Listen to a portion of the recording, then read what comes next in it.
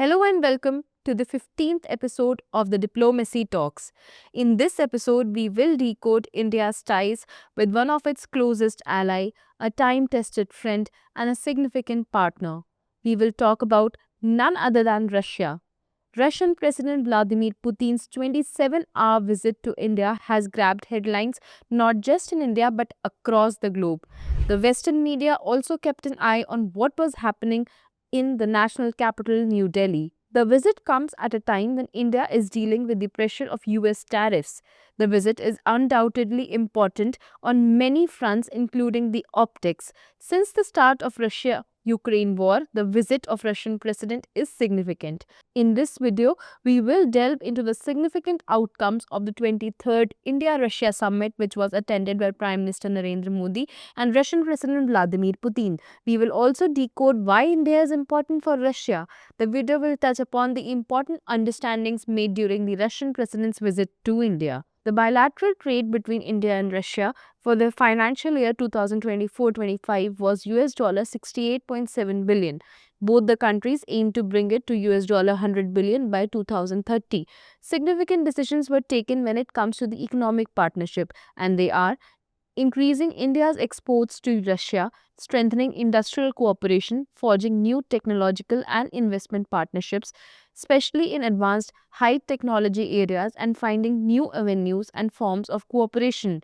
The leaders also directed to expedite the joint work on a free trade agreement on goods between India and the Eurasian Economic Union covering sectors of mutual interest. Russia and India have agreed to continue to jointly develop systems of bilateral settlements through use of the national currencies in order to ensure the uninterrupted maintenance of bilateral trade.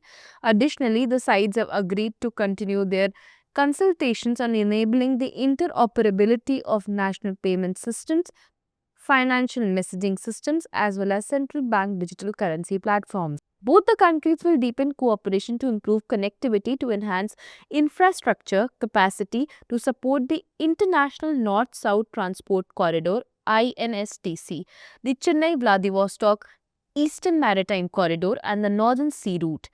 They welcomed the signing of MOU on the training of specialities for ships operating in polar waters.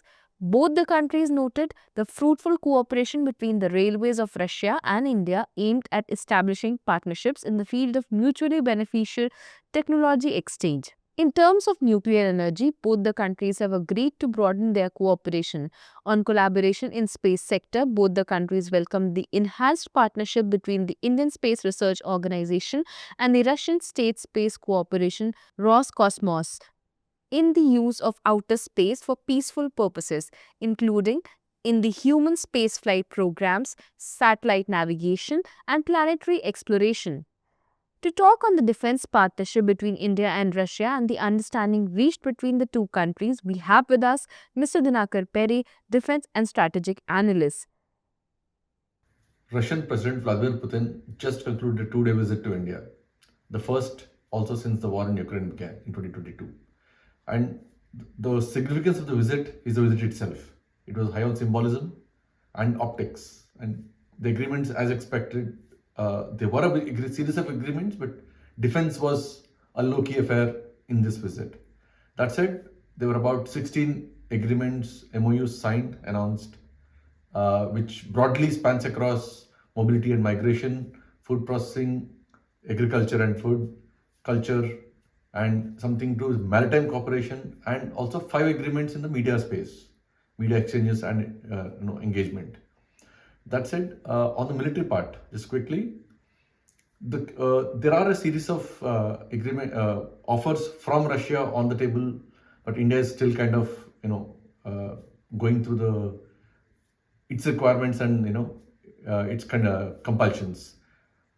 Some of them would be the more S-400 long-range air defense systems, and something India definitely would go, especially post Operation Sindoor, and replenishing the missile stocks for the S-400s. The Su-57 fifth generation fighter jet is on the table and actively being considered by India because the crisis in the Indian Air Force right now in terms of the fighter squadron strength. That's broadly, and on one point on the defense, the logistics support agreement what's called a reloss in the between India and Russia.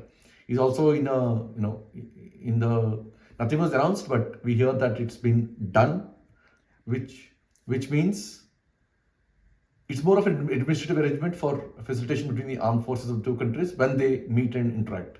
One final point before we conclude is that the maritime cooperation has actually seen a bit of a push in terms of training Indian sailors in polar navigation, enabling Indian shipyards to construct non-nuclear icebreakers, and so on and so forth. Because India is interested in the Arctic and the Far East, and Russia is keen on Indian investments in that region, which also helps it to offset Chinese presence. India and Russia also agreed to deepen cooperation in exploration, processing, and recycling technologies of critical minerals and rare earths. It is also important to note here that one very interesting fact here is Russian President Vladimir Putin has said that Russia was ready to continue uninterrupted shipments of fuel to India, and this comes when India faces heavy US pressure to stop buying oil from Moscow.